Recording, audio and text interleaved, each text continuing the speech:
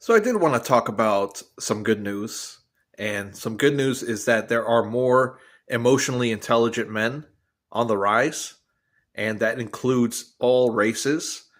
And just going back to my, quote unquote dating life back in the past, I'm not proud of it, but it is what happened. We're all social creatures. Basically, my biggest hump with hooking up with a woman that my intention was always to like be with a partner long term. And it was kind of difficult to do in the past because we had this culture, I grew up in the 90s and early 2000s, and we always had this culture like I went vegan in 2014, and we had this culture of like shaming men that were expressive or they talked about their vulnerabilities. So I went vegan in 2014. I'm like, you know what? I'm going to talk about all my feelings. I'm going to express myself, kind of like how I do now. But now it's more socially accepted. And I saw a black man walking around with emotional on his hoodie. And I was so proud of that. I was like, wow, imagine all the stereotypes the black man in America had.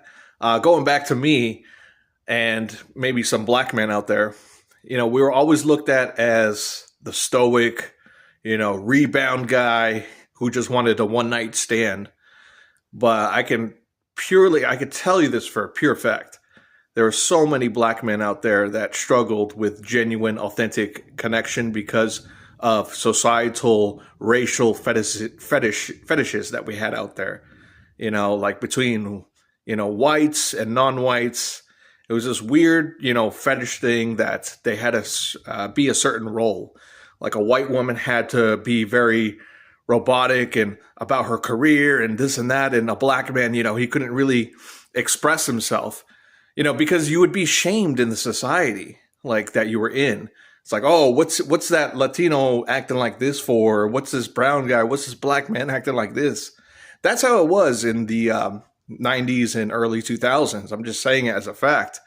But nowadays, I think with the economy crash, some good news and, people getting divorced left and right or breakups left and right, people are asking more of the right questions like, what are your vulnerabilities? What are your weaknesses?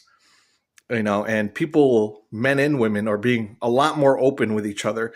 So that is some great news to share instead of playing into these stereotypes. And if you're like a lonely guy thinking, oh, let's go back to traditional values, that doesn't exist. That was something that you made up in your mind. Nobody's going to go back to traditional values that you made up in your mind.